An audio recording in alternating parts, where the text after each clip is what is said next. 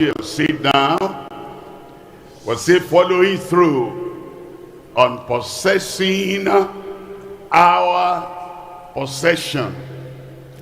And we're doing that through the glory story. The story of glory that we find in the life of Abraham. As we turn to Genesis chapter 18, this morning we're going to see another of Abraham to reverse divine verdict.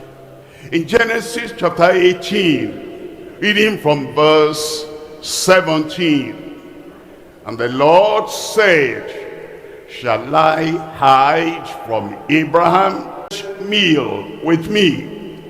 And he is in covenant with me, I am in covenant with him, this that I do. Shall I hide it from him? Verse 18, seeing that Abraham shall surely become, will teach, will guide his children and his household after him, and they shall keep the way of the Lord to do that which is just, to do justice, and for the preservation of Sodom.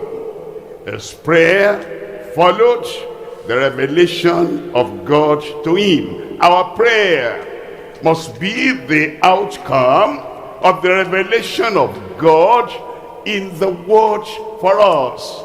And when we pray in line with the revelation of the plan of God, the purpose of God, the revelation of the promise of God, and the revelation of the authority and the hold we have on the altar of the Lord, the answer comes. Look at chapter 19, verse 29. In Genesis chapter 19, verse 29, and it came to pass that when God destroyed the cities of the plain, that God remembered Abraham. He remembered his prayer. He remembered what he had agreed with Abraham.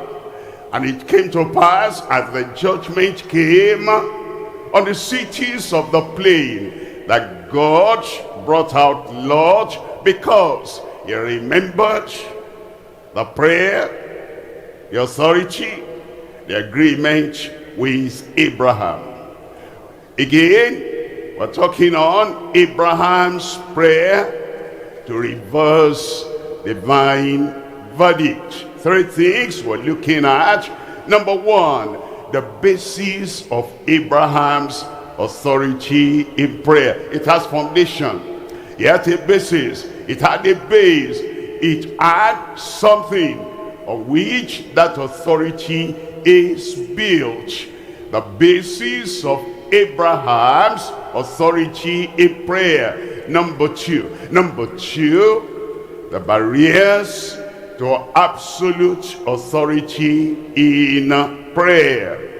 Yes, man in covenant with God, the believer in covenant with God through Christ, can have authority, definite authority, bestowed authority, delegated authority with God in prayer. Yet there are barriers that sometimes will hinder absolute authority in prayer. Number three is the bestowal of actual authority in prayer. The bestowal, he bestows it on us.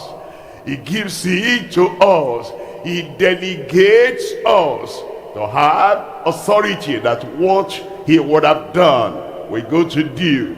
What he would have said, we say. And the result he would have had, we have. Because of the bestowal of actual authority in prayer. Look at number one. Number one, we're looking at the basis of Abraham's authority in prayer.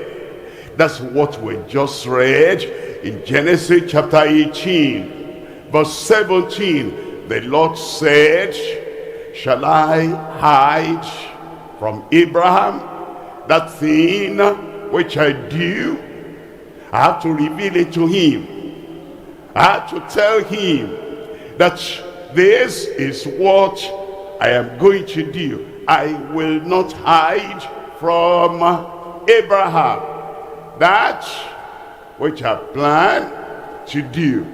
How does a man whose name just changed from Abram to Abraham, how does a man, the father of many nations, how does a man, the friend of God, how does a man, the faithful and the favorite of the Most High, how does a person become like that? Verse 18. In verse 18, knowing and seeing that Abraham shall surely become a great and a mighty nation, and that all the nations of the earth shall be blessed in him. Verse 19, it says, for I know him, that the basis of the authority that Abraham had with God. I know him. I know him. He believes in me, and that has been counted for him for righteousness. I know him, that he will be obedient to me. That the basis of Abraham's authority. I know that Abraham will not withhold anything from me. That is the basis of Abraham's authority in prayer. I know that he is faithful to the detail. He is faithful to the letter. I know his faithfulness has no comparison